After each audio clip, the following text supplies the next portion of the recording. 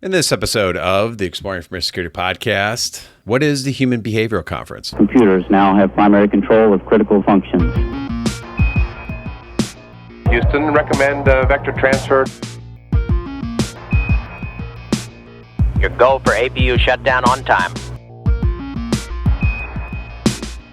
Roger, go for deploy. Nice to be in orbit. Welcome to the Exploring Information Security podcast, where you'll learn, explore, and grow your security mindset. I am your host, Timothy D. Block, and in this episode, we will be exploring what is the Human Behavioral Conference. With me to do that is Chris Hadnagy, the founder of the conference. He's also the founder of Social Engineer, LLC. Yes, he has social-engineer.org. That's how long he's been around and how long he's been in the field. And then he is also the founder of the Innocent Lives Foundation, which is a really great nonprofit that tries to track down some of these bad guys doing awful things to kids. So definitely would recommend supporting that. I support it quite a bit. The conference for the Human Behavioral in 2025 will be November 14th and 15th in Orlando, Florida. So if you're looking to get warm during a cold time of the year, it's a great conference to go to. 2 days, a lot of great speakers. Just you can go to the website, check it out at humanbehaviorcon.com. Show notes can be found at exploresec.com/EAS. Feedback for the show. My address, timothy.dblock@exploresec.com. You can also hit me up on LinkedIn and then rate the podcast on your favorite platform. It's always good to catch up with Chris. Last year around this time, I was actually out with him in Kentucky tasting whiskey, drinking lots and lots of whiskey, as a matter of fact, which was a great time. And that ended up end of last year. They had an auction with that whiskey. I bought another set. I got a set as part of going with them, and then bought another set, and they raised quite a bit of money for the ILF based on that. But all my whiskey's gone, unfortunately. Would have liked to have had a glass of whiskey recording this podcast. Could have gotten a little weird, but this is a really great episode with Chris. It's always good to catch up with him and really hear about the Human Behavioral Conference that he's putting on in November. So would definitely recommend checking it out. Early bird prices are still ongoing right now. So definitely go check out the website and get in now while you can. With that, let's get into it. This is the podcast I want to listen to. Is some conversational. Maybe we go off on a side rant. Maybe we have a few laughs. It doesn't have to be a very back and forth type of very. I'm with you there. If I didn't have a team, I don't think my podcast would get done. Yeah. Right. So I don't know how you. I mean, I remember doing it like you, having a full-time work and then being my own lone guy. But nowadays, man, I tell you, if it wasn't for Amanda and the team here, I wouldn't get my podcast out. I get it. Yeah, it's a lot of work, but that's where. I will tell you the AI has been a game changer.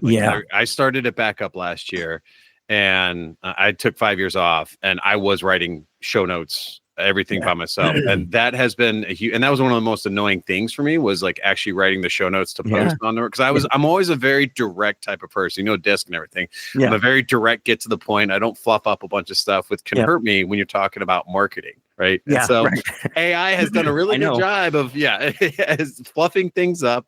Again, writing up great questions. Again, I still go through and kind of what tool do you use for the show notes? I'm using ChatGPT. Oh, do it. Okay, really? I've messed around with Gemini and Copilot, Copilot for work. So that's been interesting to use it internal for just that kind of stuff. But I'd like to try some of the other ones, but I pay for ChatGPT because I want some of the other stuff. So like generating images, things like that. That kind of was one of the first ones in. I am intrigued by Gemini because I think they're coming out with stuff. And I think at the end of the day, they might be a lot like, when Chrome came out as a browser, right? It was Firefox, and then Chrome came and it kind of built, and it did things really well. It did. Yeah. I have one of my team members is looking at a tool called Descript, and it does everything like show notes, but then it also will break out little 30-second segments of the podcast you can use for marketing and stuff like that. Because AI has changed the game. I mean, it has really made things 1,000,000,000% easier to get things done nowadays. Yep. And so I record a transcript on these calls, and I just feed it into AI and go write me show notes, right? Based on it. And it does really kind of lower the bar. I actually did someone reach out to me and they wanted $1,000 for podcast editing. I was like, well, what's minimum wage? $10? Like I get this done in about an hour with all this stuff. And I got a 16-year-old daughter looking for a job. So I might just conscript her into that work and just pay her 10, I'm with you. bucks. So yeah. So the conference, so you said you're going in a different direction, or I guess different direction. What does that actually mean compared to last year?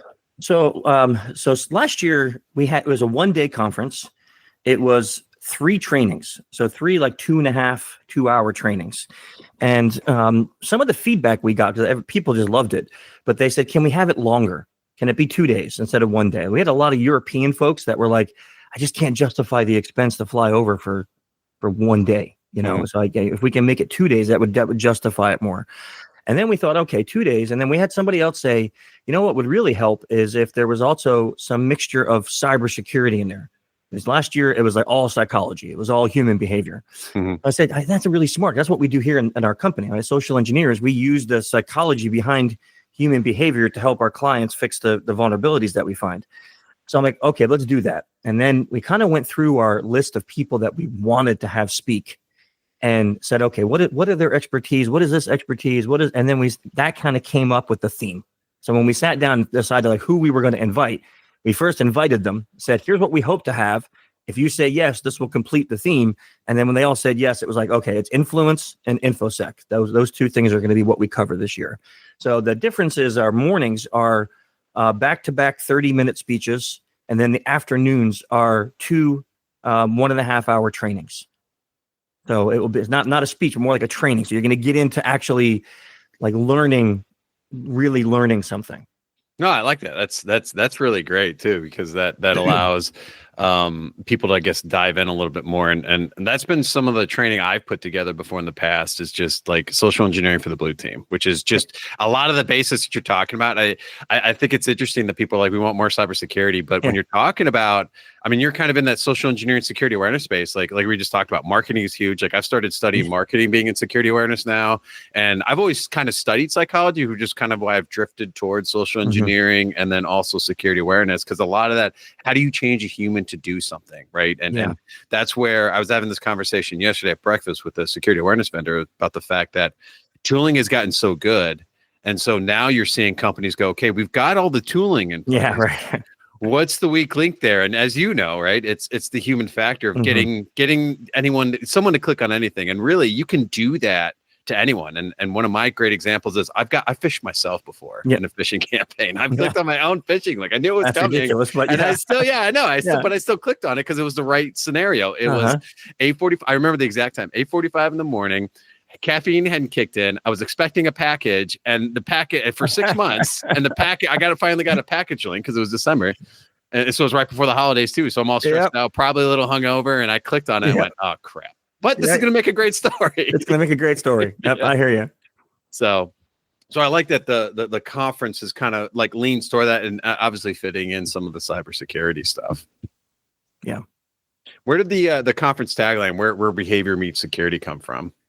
So Dr. and Abby and I were sitting down and talking about like what's our hook? Like, again, it's almost like I also went to Chat GPT and I kind of fed in our speaker list, the theme, and then Abby and I were talking, and we're like, okay, what is the hook? Like, what is it that we want people to understand? Because we don't want it just to be like, okay, CISOs, you're the only ones involved. Because last year we had such a range of people.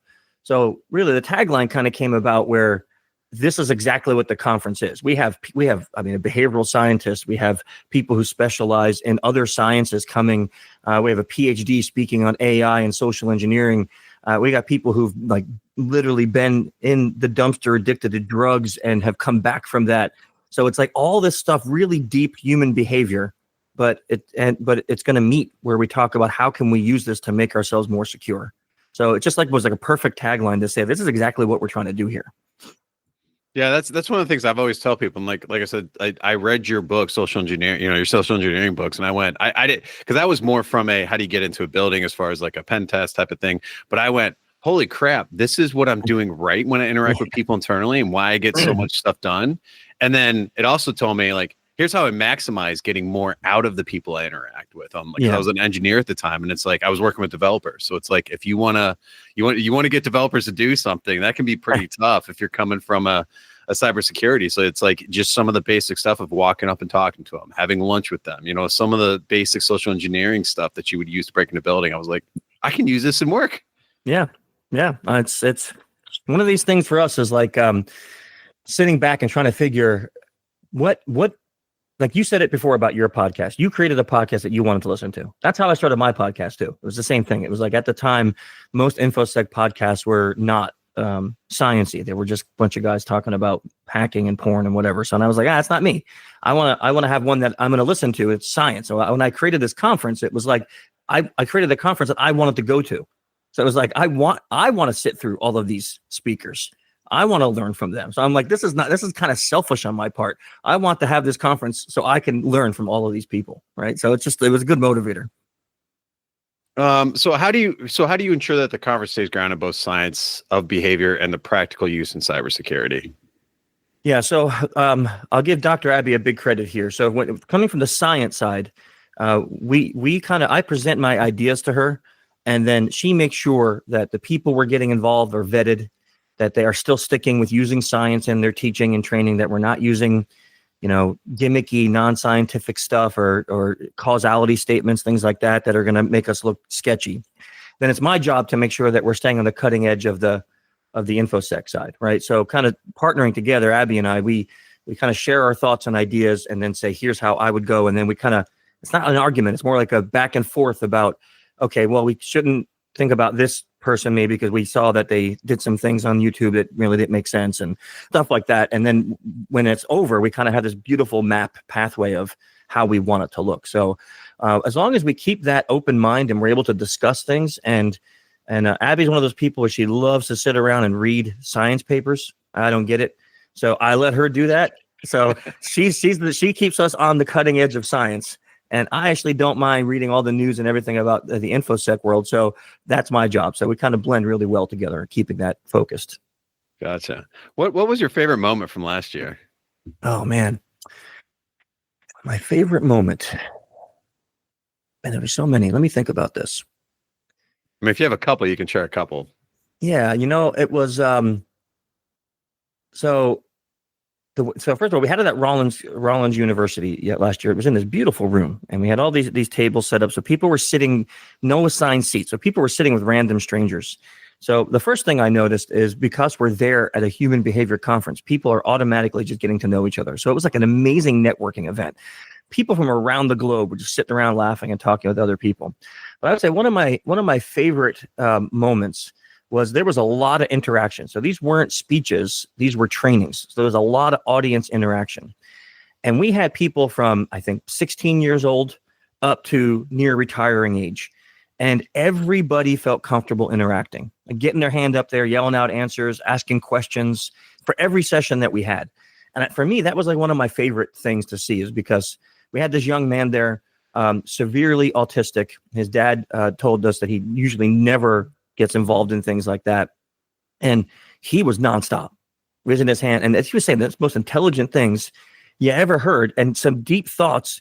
And it was like, that's kind of where this year session, we have a whole session from Rachel Arnold on neurodiverse people in InfoSec, came from that situation. Because I was like, this guy's amazing. Like, this guy's got some really deep thoughts, and and I'm like, we need more people that are neurodiverse talking about neurodiversity. And Rachel talks about that all the time. So I'm like, will you come and give a speech on this? Because this would be a great topic to have. So that awesome part of last year is kind of what motivated this part of this year. Yeah, I love that. And I think as a speaker, one of my favorite things, and you probably know this too, is actually having like audience interaction with stuff, right? Yeah. And so I actually try to squeeze what I can in, obviously still trying to present, but training definitely gives you that opportunity to interact. Yeah. And I feel like too, it being a human behavior conference, people are kind of getting into some psychology and reading things like How to Win Friends and Influence People, and your new human hacking book, right? And how to interact with people. So I feel like this is one of those conferences that you just go and people will just walk up to you and start talking to you, right? Because that's kind of what they're studying. What would you say to someone that is kind of a little bit shy but wants to come to your conference? So we didn't force interaction, right? We didn't like just call on people, say, you stand up and give us an answer, right? So if you're shy, I've had people come to my training who say, I'm a serious introvert. I'm so nervous to be here. We just take it slow. Just come in, see if you feel comfortable and you want to interact, great. If not, I still think you're going to walk away with some new skills that are going to make you a better communicator, boss, employee, husband, wife, partner, whatever it is. These things are going to benefit you in your life, because even though, like, last year Joe Navarro was there and he's talking very much about body language and his experience as an FBI agent. And, Abby was talking very much about the science behind influence. And I, of course, was talking about pretexting and elicitation. That was my expertise. And I'm coming at it from, breaking in buildings. Abby's coming at it from an academic, and Joe's coming at it from an FBI agent. But all three of those things benefited people from all different walks of life doing all different things. So if you're shy and you're sitting there, I'm not really sure, or I'm not even an InfoSec, that's fine. This is not a hacker con.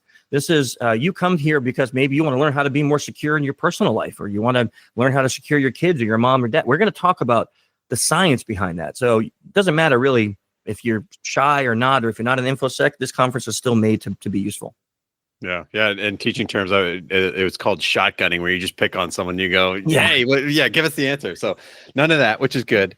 I think back to like when I first started going to conferences, and I'm a very shy person. I actually ended up getting involved from a volunteer standpoint to start interacting with people, because it's almost like a forced interaction. But I do remember going to conferences and just having a notebook and just taking notes, and eventually you kind of get, you can't just go to one conference. As you go more to more, you start to get to know people, and you start to learn how to, and I think it's a great opportunity, especially this one is learning how to interact. So if you want to try out some of the stuff in the presentations, right, you have a great opportunity. Just do it right there. And we have this long, like hour and 15-minute lunch. So during lunch, we actually heard people trying some of the things that we talked about in the morning sessions, right? And it was epic, because it was just like, wow, this is so cool. We're watching it happen, and Joe was up first. So then we see people going, oh, I see that part of I see what he's doing there. Look at how she's standing. Look at her hips just turned, and you're like, oh, this is epic, this is really epic. Studying human behavior or body language, particularly, I was talking to someone directly, and I was like, if you watch, someone will start mirroring you. Based on, and then we were just sitting there, and I gave it a few minutes. I was like, see, you're mirroring me right now. He went, what? I am? Holy, he's like, you freak people out. That's really cool that you can kind of start applying that to. Right away. Right away. That's awesome. That's awesome. What's the venue? Is it the same one as last year? Or is this a new venue? This year we are in Rosen University. Okay. So that's near Universal Drive, and it's a beautiful, hospitality university, this particular branch that we're in. It's all about hospitality. So they have a really nice area and room and everything, and it's a little bit bigger. We needed to have a little more, because last year we were kind of capped at 130, and so this year we moved it up to 175. We'll see if we fill it, but but if we just wanted to be in a little different area, closer to some hotels and stuff. And that's in Orlando, Florida. Orlando. Yep. Sorry. No, you're good. That's everyone knows where that is. Come on. I'll Google it, or you say hi, like we talked about already. It'll get you there. What advice would you? And I think we've kind of talked about this a little bit, but what should someone do if they want to get the most out of the conference? Yeah. Okay. So there's a couple different things. First, come with an open mind. Right? Even if you know the topic, like let's say you've been studying influence and persuasion for your whole life, and you feel you've mastered it. Great. Come still with an open mind to learn something new. Sometimes people come, and I think you probably had this in trainings. I've had this happen in my class. People come to class, and they pay all this money to come, but then they do it to see if they can teach me something. And I don't mind learning ever, even if I'm the teacher. But if that's your goal in coming to the class, you're spending all that money for the wrong reason, right? When I go to a training, I'm going thinking, what can I learn? I had this amazing friend. I'll tell you a story. Tom McIntyre, amazing jazz musician. He's passed now, but he played with Count Basie, all these amazing musicians in the past. He was a trombone player. And he said to me, I said to him once, Tom, how did you get so great at this? And he said, I'll give you a secret. And he goes, and I want you to try this in your life. So everybody you meet that you can have a conversation with, ask them for one lesson. And I went, Tom, that's great advice, but what if the person that you're meeting with is bad? Like they're not as good as you at playing trombone. He said, then I learned what not to do. He goes, but you still look him in the eye and you thank him. And I'm like, that is genius. So I've applied that. So to your question, come to the conference with an open mind, ready to learn something new. I loved your suggestion. Come with somehow to take notes, to remember things, right? We'll probably provide that for you, but come ready to take notes, to ask questions. Don't be afraid to ask questions. People always say, I don't want to sound dumb if I ask this question. I can tell you right now, there is not one speaker or trainer in this event that's going to look at you and go, that's a stupid question. No one's going to say that. Everybody's going to welcome the questions. And I've sat through classes too and felt like my question must be dumb. Like, how do I not understand this? And then I finally got the guts up to ask it. And it was like 3 other people, like, I was thinking the same thing. So I guarantee you there's someone in the audience with your question. So don't be afraid to ask it. I think those 3 tips are what I would say to people. If you come to the conference with that attitude, you're going to have an amazing time and learn a ton. That's actually a great way. People often wonder, like, how do you interact with people? And it's like, just ask questions, like focus on them. Think, because oftentimes you're having a conversation, and this is something I still do, but I try to remember not to do, is I have that thought of like, I want to interject this, versus if you just pay attention and listen. And then ask a follow-up question. I've had conversations with people, they know nothing about me, but now I know everything about them, which feels very much like I just played a little bit of a spy role. And so they know nothing about me, but it's a great icebreaker. And to your point, it's like, the trombone is like, what's one thing that you can tell me about the cybersecurity field? Whatever it is. And again, AI is great for what questions can I ask at this conference? It'll probably give you a set of great questions. One of mine with leaders, and I use this in like interview as an interviewee question, is what's one of your favorite books? Like, I love reading books. And so it's like, what's a book that impacted you the most? So I've always asked that to like, people that I admire and try to understand, like, how do they think? And this is even for people that I report to, because I kind of want to get into their mind a little bit. But that's another, that's just one of the things I can go do. And a default question, I can go to somebody else and go, and you have a lot of great speakers. And you said it already. A lot of them probably love to read, and even a research paper. What's a great research paper to read? Yeah, I love the use of AI. Like, take the speaker list from the website, drop it into ChatGPT and say, tell me about these people. And it will tell you all about, and the stories that these people have. I mean, some of the folks that we have coming have stories that are literally just going to blow your mind. I mean, Sean Livingston, this guy was a drug addict on the verge. He was a U.S. Army vet hero that had an injury and got addicted to opioids because that's what they prescribed him. When he left the Army, he became a thief. He was stealing money just to buy drugs. This guy was literally on the verge of dying. Now he runs 100-mile marathons. He helps other people get out of addiction. His life turnaround is amazing. And what he learned from that journey, he's going to share with us there, right? Go look these people up, see what they've been through. And I bet you're going to find one person there that has something in common with you, that been through something similar that you have. And then you can even ask, if I met Sean, what's a question I should ask him? And I'm guaranteeing, if you're nervous, you're going to find something. And every one of these people, they're not the type that's going to come in, give their speech, and head back to their private jet. They're hanging out for the 2 days, right? They're going to hang out. They're going to they're going to be there at dinner and lunch. They're going to be with us. So you're going to get, not just when they're speaking and training, you're going to get to interact with them the whole time. And that's what I love about this. Well, the other thing I'll say too is that, like, one of the things I've realized is that sometimes you're just not going to ever have a perfect interaction with everybody, right? Of Sometimes course, you're just gonna have ones that you just don't connect with, and that's fine. You move on. You're gonna find someone that you can connect with, though. Yeah. How do you see the Human Behavior Conference evolving over the next few years? Yeah. So I was thinking a lot about that when I saw this question, because if you had asked me, so our first one was pre-COVID, the year COVID started. It was our first one, was 2020. And I went all out with that one. I mean, it was 3 days long. There was 4 tracks. Like, we did it. And the feedback was phenomenal. But one of the big things I think that was across the board, people were saying, I want to see everything. So you made it like almost too good. Like, there was too many good speakers and I couldn't see them all. So that bummed me out. Right. So then COVID happened and we tried 2 years virtual. It was okay. But, virtual conferences really aren't my thing. So then a couple of years after COVID ended, we're like, okay, it's really gone. Let's try it again. And that was last year. So we did it. Wildly successful, but I was so nervous to see it was going to work. We did 1 day.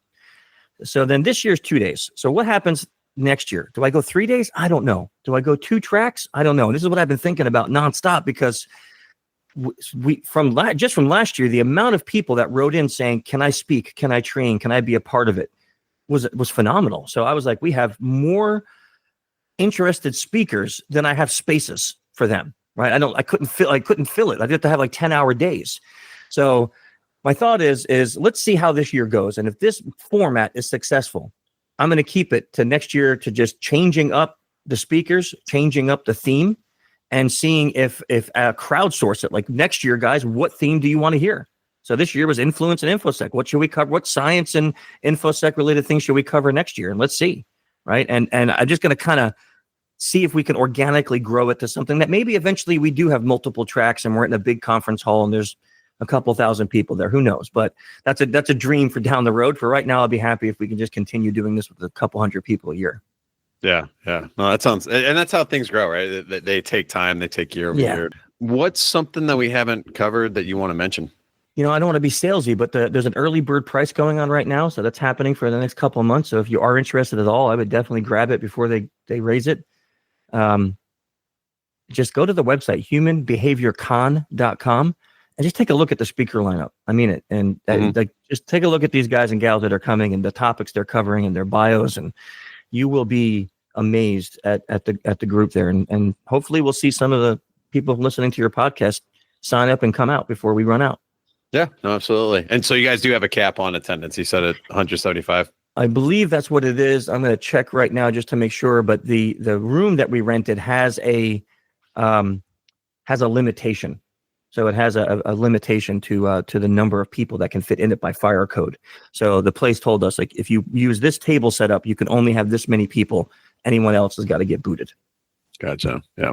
I was looking at the Science Mimicry by Dr. Abby, and she's doing the art of nonverbal mimicry. And I was like, I actually had to go look that up, and then I understood it after I looked it up. But yeah, that sounds like you have a lot of great speakers and a lot of great topics. So you have like one on leadership, like one of your opening from Sean Livingston is self-improvement and positive change, which I think is always good, especially within the InfoSec where there is a lot of burnout and mental health issues. So yeah. What else do you want to plug?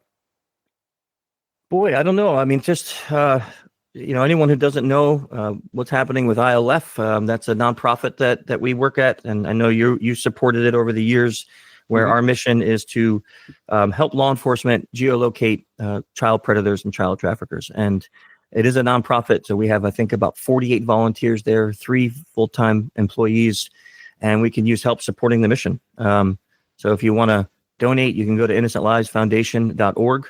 Check it out. If you're a parent, we have so much information there to help you talk to your kids about this, your grandkids about this. So I just say, go visit that site, check out our mission there, and see if you want to support us. Yeah, we had a podcast on it last year, so we talked a lot extensively about it and getting involved and other stuff. So if you're interested there, that would be a good podcast to go listen to. And I was pulling up LinkedIn here. It looks like you guys are at 560 confirmed cases with law enforcement. Yeah, that was the last. The newest count is 570. Wow. So you've been trying. That was 2 weeks ago. So you guys are just cruising on that. Right now, the PIT, what we call the PIT, the Predator Identification Team, they are on fire. I mean, so something really interesting is in the United States, they have now gotten permission. Law enforcement has gotten permission to prosecute for AI-based CSAM. So child sex abuse material. And before it wasn't. If it was AI, there was all this thing. Well, it's not a real kid, so it doesn't matter, It's now they can do that. So there are so many dark web websites that are teaching people how to make horrible things of children over using AI. So the team is just cranking things out left and right for law enforcement, and it's just been great. Cool. That's good. Yeah. That's a good cause. Yeah. As you mentioned, I love supporting that initiative. I was thinking about a year ago around this time, we were heading to Louisville to go do some days. Man, sad news. Did you see that Buffalo Trace just got flooded? Did it really? Yeah. If you look it up on the news, the warehouses we were in are underwater. Really? You mean Four Roses? I don't think we did Buffalo Trace. Oh, or that may have been one of them. Was the year before. Sorry. So is Buffalo Trace still but still, even still. Flooded. Wow. Yeah, Buffalo Trace got flooded because that's a massive rainstorms that dropped like unprecedented bunches of rain, and it's got flooded. I mean, I don't know what's going on in Kentucky, but holy mackerel. Yeah. Well, yeah, we actually last week we were fortunate. We got out of Tennessee for spring break, and we were so happy because we were watching. There was like multiple tornado warnings. Like we would have been huddled in our closet for half a spring break, and it was just rainy and just so. Yeah, there's been a lot of rain in kind of this Midwest, Kentucky, Tennessee area. So totally, yeah, that's unfortunate. Yeah, really is. Cool. And then also you've already mentioned the social engineering podcast, and you got your company, Social Engineering. Yep. So social-engineer.com is the corporate website.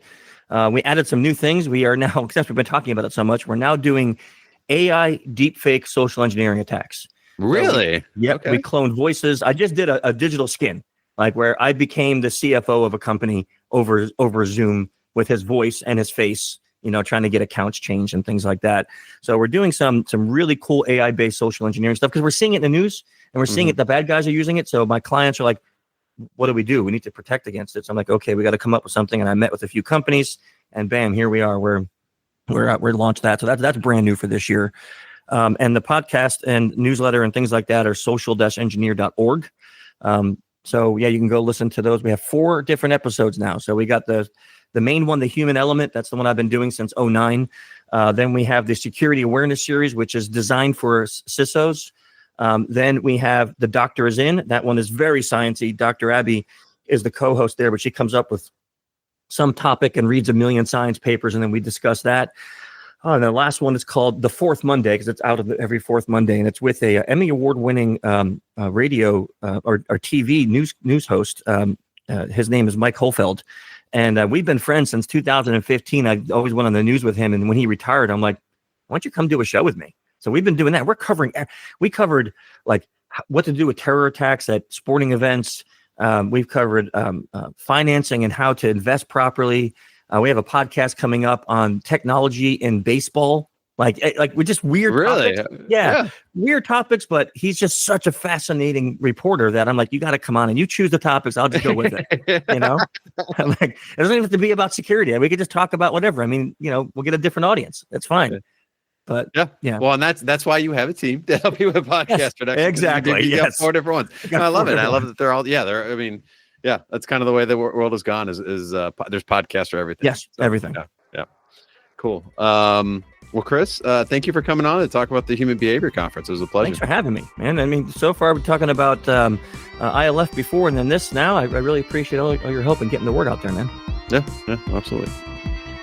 All right. Let me stop the recording.